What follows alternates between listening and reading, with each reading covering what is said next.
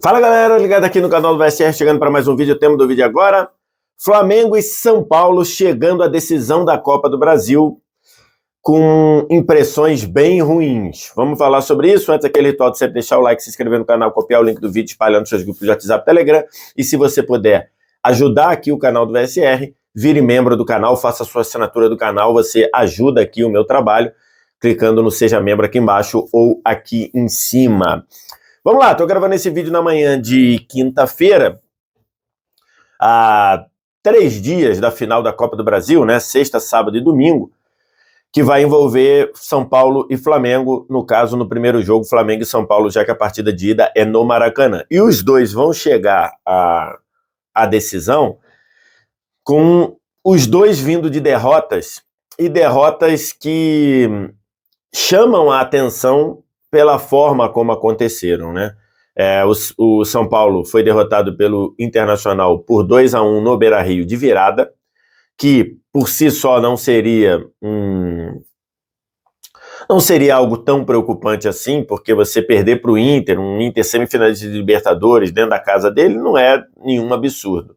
Mas chama a atenção por ter sido o Inter muito fragilizado, já que o Inter tinha a ausência de alguns jogadores que estavam a serviço de suas seleções, e por ter sido um São Paulo que mostrou um jogo muito pobre depois de 10 dias de treinos à disposição para treinar por conta da data FIFA.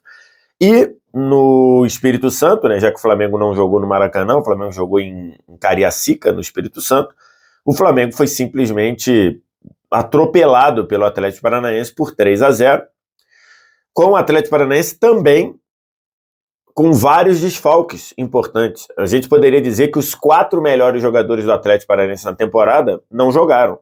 O Bento, goleiro machucado há algum tempo, Vitor Roque e Fernandinho suspensos, e o Canóbio, que estava a serviço da seleção uruguaia, jogou na noite de terça, então, logicamente, o Atlético Paranaense não ia contar com ele.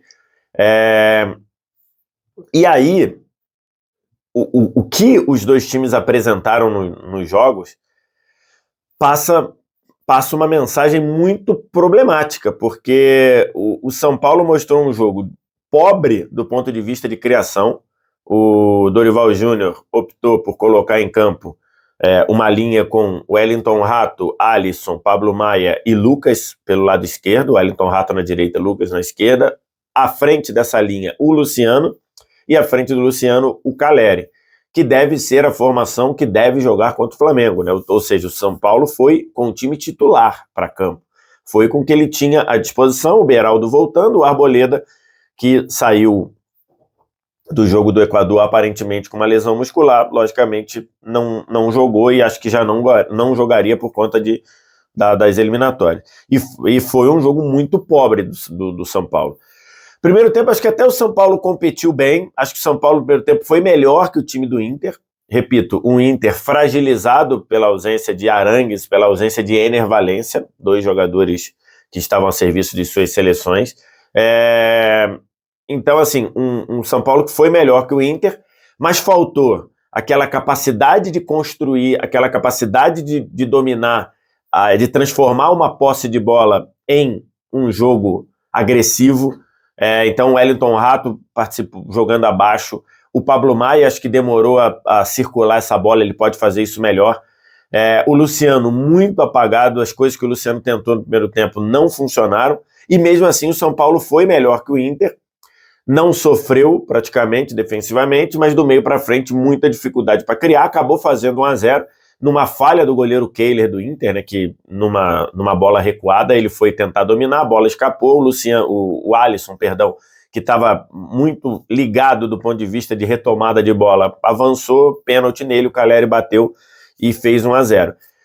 Mas, do ponto de vista, o São Paulo foi melhor que o Inter, um Inter sem algumas peças muito importantes, como eu falei, mas no mais quem tinha à disposição, mas ele não conseguiu construir muita coisa. E no segundo tempo, quando o Inter adiantou suas linhas, quando o Inter se colocou mais à frente, inclusive com os 2 laterais praticamente, já que os 2 laterais tinham pouquíssimo problema para marcar o Wellington Rato, um pouquinho mais de problema para marcar o Lucas, eles começaram a avançar, então o Inter que se colocou à frente, o Inter não ganhava muito tempo no Campeonato Brasileiro, então isso teve esse incômodo, foi para cima e acabou virando o jogo, um gol de cada lateral, né?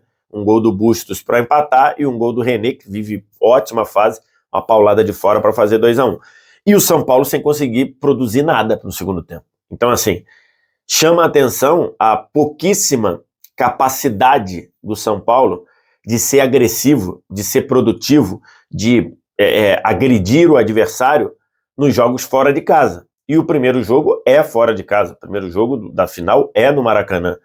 Então, assim, passou uma mensagem muito ruim. Depois o Dorival ainda tentou mexer e o time não melhorou. Até teve mais a iniciativa na reta final do jogo, mas chance mesmo, eu não me lembro. Acho que foi uma bola cruzada lá da direita, que poderia ter pego, acho que o Nestor, dentro da área, mas só. Muito pobre. O Dorival, na coletiva, disse que acha que o time se portou bem no primeiro tempo, que no segundo tempo deu muito campo pro Inter e tudo, e que disse que era muito difícil concentrar no jogo do Brasileiro, tendo uma final daqui a 3 dias, daqui a 4 dias, no caso.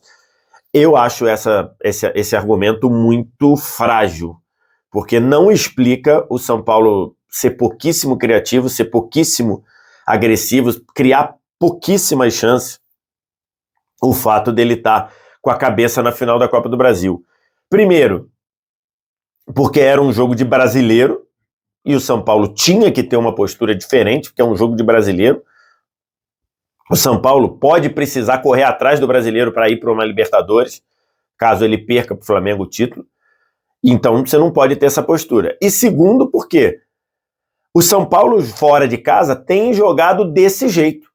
Então, assim, foi realmente uma mensagem muito ruim que passou o São Paulo na véspera, né, no último jogo antes da Copa do Brasil. Do lado do Flamengo, pior ainda, falei um pouco disso no vídeo anterior, que eu falo sobre o Sampaoli, um Flamengo que não deu para entender nada do que o Flamengo fez no jogo, entre aspas, apronto para a decisão. A começar pelas improvisações do Sampaoli, de botar Thiago Maia na lateral esquerda e Davi Luiz no meio campo. Depois ele tentou corrigir no segundo tempo, botando o Alan no lugar do Davi Luiz, e aí acabou faltando um pouquinho de sorte, ou acabou, quer dizer, vamos excluir a palavra sorte aí, né? Acabou aparecendo a incompetência do Flamengo de manter seus jogadores saudáveis no ano. O Alan acabou sentindo uma lesão aparentemente muscular, teve que ser substituído, entrou o Igor Jesus, e acho que até dentro do que estava ali, fez uma partida, dentro do cenário, uma partida ok, mas um Flamengo que foi amplamente dominado por um time misto do Atlético Paranaense. Não era misto porque o Wesley Carvalho quis poupar, não, era misto pelas circunstâncias.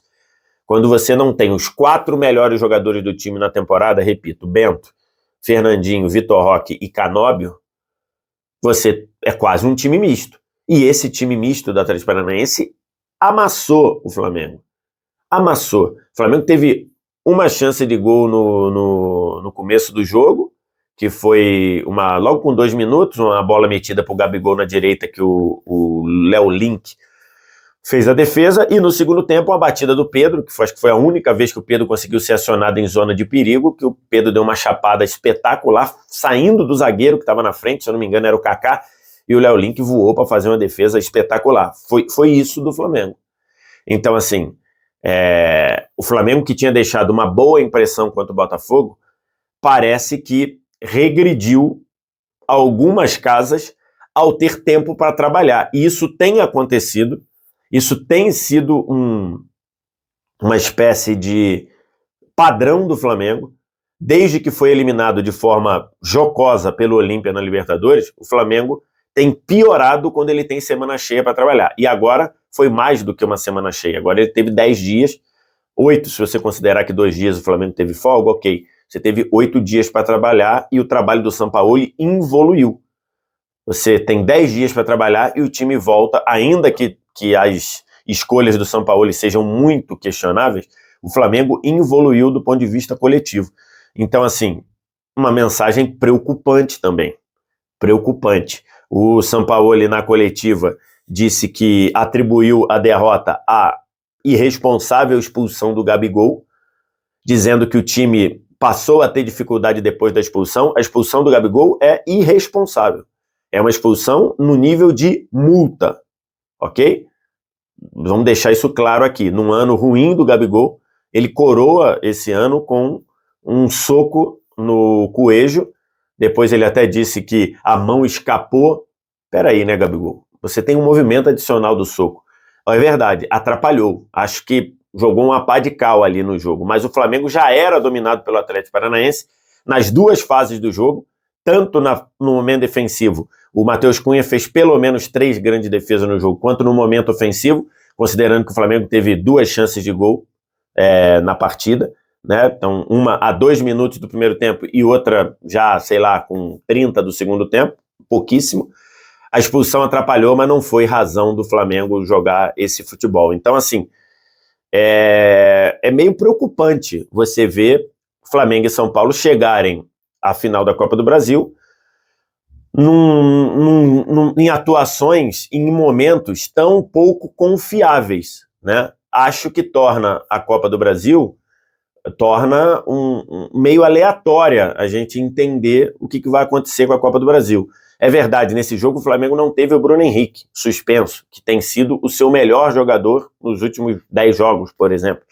Mas só a ausência do Bruno Henrique explica o Flamengo tomar calor, o Flamengo tomar um amasso de um time misto do Atlético Paranaense? Eu não acho isso. Então, eu não considero isso como aceitável.